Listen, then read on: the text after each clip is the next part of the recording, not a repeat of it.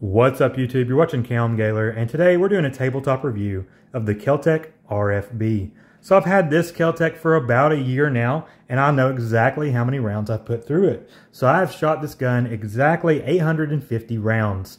I've kept track of it, and I've had exactly 5 malfunctions. So 3 of the 5 were failure to feeds, and then the other 2 were the round shot, it ejected the empty shell, but it just didn't pick up a new round. That's happened twice. Not really a huge malfunction. You just have to rack the bolt again to get a new round in. But yeah, so 5 malfunction out of 850 rounds, I feel like is pretty acceptable. That's not that bad. This is the RFB. It's chambered in 7.62 by 51. It can also shoot 308. So let's just sort of talk about the gun. It takes a 20 round box magazine. It is a metric FAL magazine.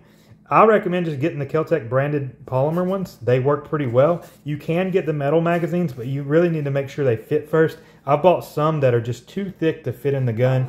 It's a specs issue. So some guns, the specs are sort of on a spectrum. Some of them are made a little thicker, even though it's a FAL metric mag.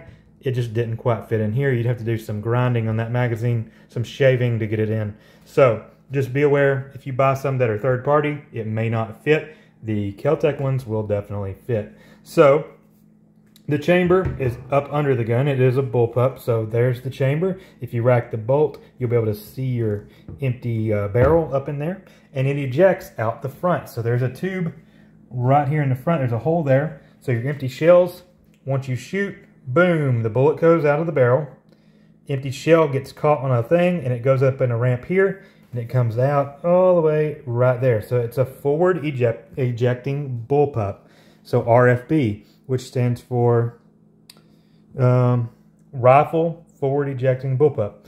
So anyways, what do I think of this gun? Well, you know, KelTec has the reputation of not being the greatest, and as you can tell, they are held together with little bolts all the way around. Kind of a unorthodox way of building your guns, because they do that with pretty much everything they make.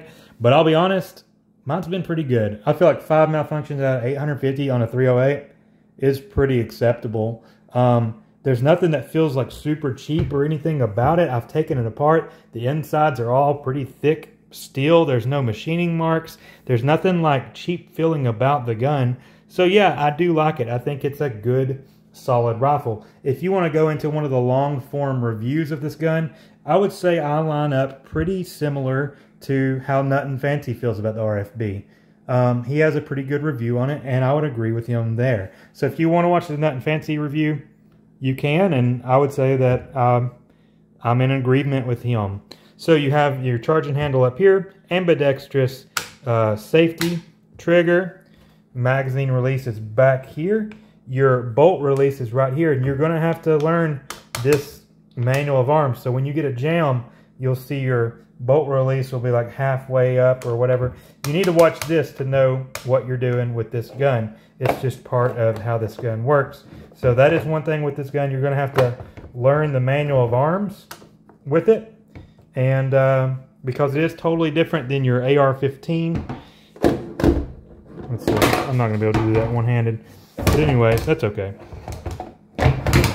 There's the other side of it. Now, what are my plans with this gun? I'm going to keep it, and I'm going to set it up the way I want it. So I had Magpul Pro metal sights on it pretty much the whole time I've been shooting it. I did throw these El Cheapo plastic sights on there recently. It's just a placeholder until I get some better stuff. So I'm going to probably put some more Magpul Pro metal sights on it, and then I'm going to try to get either a EOTech red dot type thing, like a hologram sight, or I'm going to get a 1-to-4 power scope on there. Because it is a 308, maybe do a 4-power scope. That would be cool. So I don't know for sure what I'm going to do, but I do want to set it up. I'm definitely going to get a sling for it, and maybe a flashlight hanging off the side somewhere.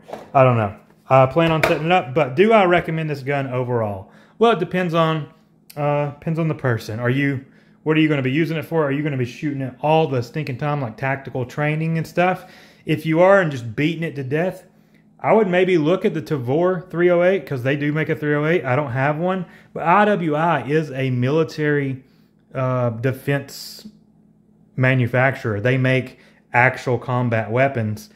KelTec sells guns to police departments. There are police departments that have KelTec RFBs and KSG shotguns, and there are prisons, I believe, that have some KSG shotguns. So there are law enforcement that are using some KelTecs, but for the most part, they don't sell to any military that I know of.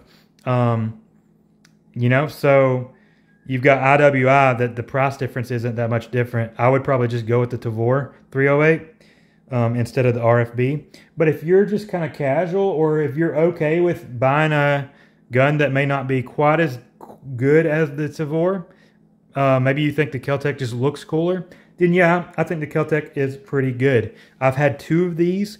My first one jammed fairly often, maybe every 150 rounds or so.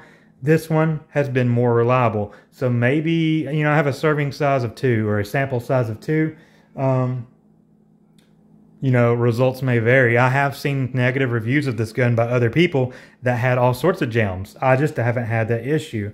So I would say with KelTec, they do put out stuff where their quality control isn't always great. But I've taken this gun apart, and all the pieces and parts, the steel and everything, look really good. I don't really see anything wrong with anything. There's no machining marks, no rough cuts or anything on my parts when I take it down. So I would say mine's good to go. But with KelTec, it's sort of a quality control thing. Are they always going to be as good as mine? I don't know. So I would say a hesitant yes. Is it a good gun? Hesitant yes. Mine's a good gun. Will yours be a good gun? I don't know. But yeah, this is the KelTec RFB. I plan on doing a shooting review or a range review soon. I kind of want to get my metal sights put back on, get them sighted in before I do that. So it may be a while, but I'll probably set up at 75 yards, 100 yards, something like that, and do some shooting for a good first-person shooting GoPro sort of range review. So that should be coming up in the future, and you can see it in action for yourself. So I have a rapid fire video on my shorts of this gun, and I'm just mag dumping 20 rounds. It shot all 20, no problem. So if you want to see this gun in action, that's the only thing on my channel right now of it shooting, and I posted that a long time ago, so you have to check my shorts on that. Anyways, guys, thanks so much for watching. I appreciate it if you're still here. I do have channel membership now that you really don't get anything extra other than I'll respond to your comment if you become a member. If it's just basically to help me out. The ammo and guns are expensive, so if you want to help me out, you can become a channel member, or what I would prefer you do is join my Patreon. So I do have Patreon. If you want to join Patreon, I want to make some exclusive content. I haven't really pushed my Patreon much. I haven't had it very long. So if you want to join my Patreon, I'm going to make exclusive content over there and talk to you guys over there. And it would be a way for you to support my channel. So thanks so much, guys. I always appreciate you watching. Please leave a comment below, and I'll see you in the next one. Bye.